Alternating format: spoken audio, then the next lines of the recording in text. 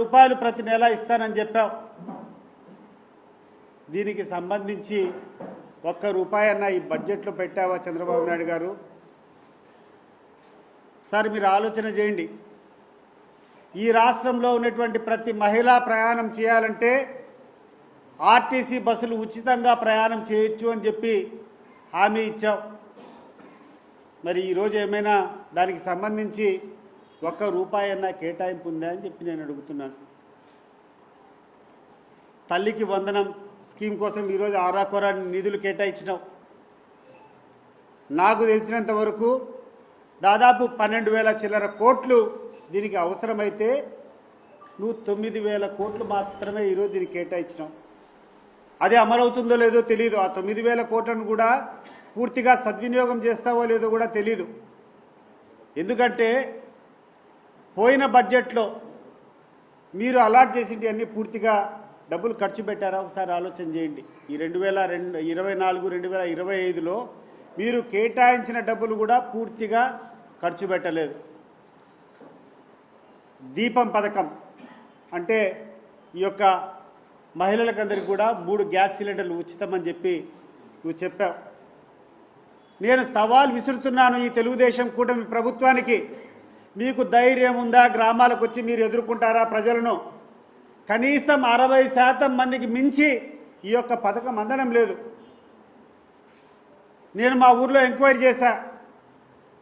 Central government నుంచి రావాల్సినటువంటి subsidy 48 రూపాయల చిల్లర ఏదో వాళ్ళ అకౌంట్లో పడింది తప్పితే ఇంతవరకు ఈ రాష్ట్ర ప్రభుత్వం తరపున మీరు ఉచితంగా ఇస్తామనేటువంటి పథకం సంపూర్ణంగా అందరికీ పడలేదు.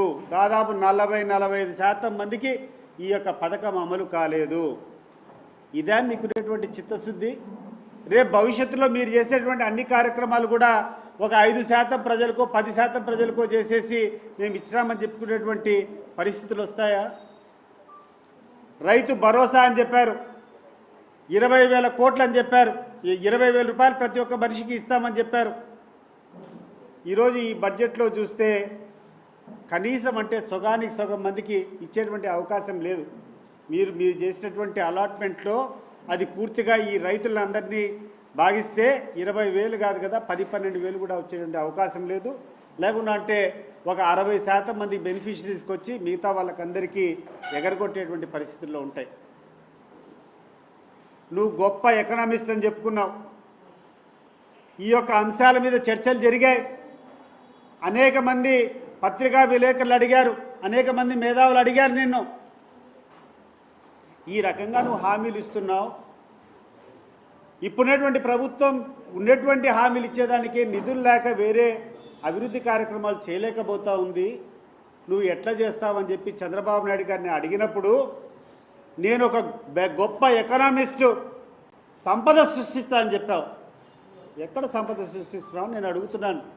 ఈరోజు చంద్రబాబు నాయుడు గారు మీరు చెప్పండి, ఎక్కడ నీ సంపద సృష్టి? ఏమైపోతున్నారు ఈరోజు ప్రజలు? ప్రతి ఒక్క కుటుంబానికి, పేద కుటుంబానికి జగన్మోహన్ రెడ్డి గారి ప్రభుత్వంలో ఉండేటప్పుడు కనీసం అంటే 50,000 నుంచి 1,00,000 రూపాయలు ప్రతి ఒక్క కుటుంబానికి సంవత్సరానికి వాళ్ళ అకౌంట్లో డైరెక్ట్గా డీబీటీ డైరెక్ట్ బెనిఫిషరీ ట్రాన్స్ఫర్ జరిగేది. ఈరోజు 1 రూపాయి డబ్బులు వచ్చినాయా?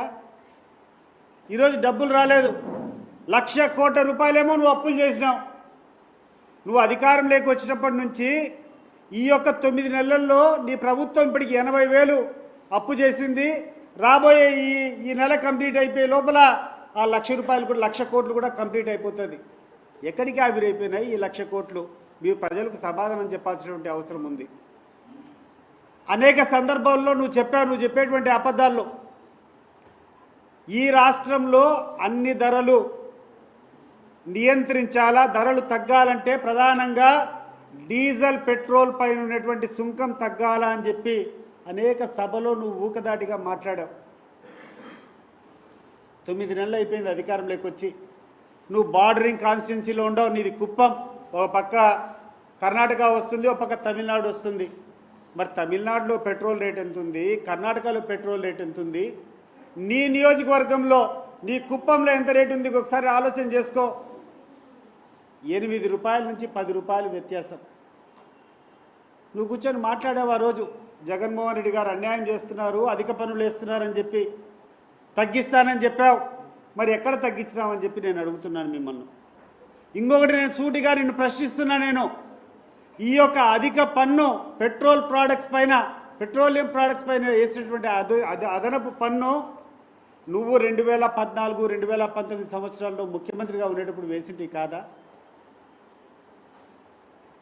ఈ రాష్ట్రంలో అభివృద్ధి చేస్తానని చెప్పావు.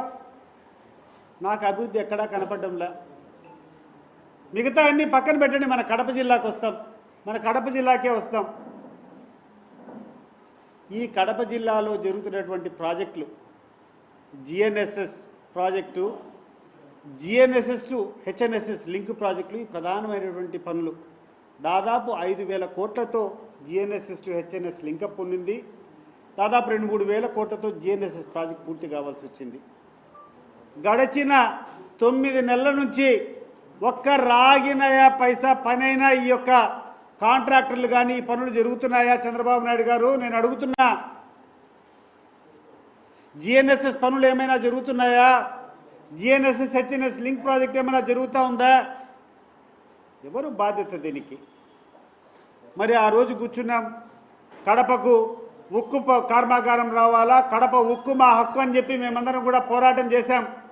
మరి జగన్మోహన్ రెడ్డి గారి హయాంలో ప్రభుత్వం తరఫైతే కష్టమని చెప్పేసి జిందాల్ వాళ్ళను తీసుకొని వచ్చి జిందాల్ వాళ్ళతో ఈరోజు ప్రారంభోత్సవం చేశాం మనం ఇక్కడటువంటి కడపలో ఉన్నటువంటి ఇండస్ట్రియల్ ఎస్టేట్లో. ఏమైపోయింది ఆ ప్రాజెక్టు? కడపలో జరగాల్సినటువంటి ఉక్కు ఫ్యాక్టరీ నిర్మాణం ఈరోజు ఏమి జరుగుతూ ఉంది? ఎందుకు డిలే జరుగుతూ ఉంది?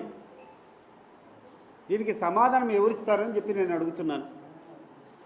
ఈ రాష్ట్రంలో అన్నిటికంటే ముఖ్యమైనటువంటి విద్య వైద్య విద్య, మెడికల్ ఎడ్యుకేషన్. అంటే అన్ని రాష్ట్రాలు పోటీపడి మాకు సీట్లు కావాలా, మా ప్రజలకు మరికొంది ఇంతమందిని డాక్టర్లు చేయాలని చెప్పేసి పోటీ పడుతూ ఉంటారు. జగన్మోహన్ రెడ్డి గారు సాధించినటువంటి 750 మెడికల్ సీట్లు ఉప్పనంగా నాకు వద్దని చెప్పి రాసిచ్చినటువంటి ఘనత నీది కాదా చంద్రబాబు నాయుడు గారు? ఒకసారి ఆలోచన చేయండి. ఈ రాష్ట్రానికి నువ్వు ద్రోహం చేసావా లేదా అని చెప్పి నేను అడుగుతున్నాను. ఏమన్నా మాట్లాడితే పవన్ కళ్యాణ్ ఓవైపు, మన చంద్రబాబు నాయుడు గారు ఒకవైపు ఈనాడు, ఒకవైపు ఏబిఎన్ ఆంధ్రజ్యోతి విధ్వంసం అంట. ఏందయ్యా విధ్వంసం? ఎవరు చేస్తున్నారు ఈ రాష్ట్రాన్ని విధ్వంసం?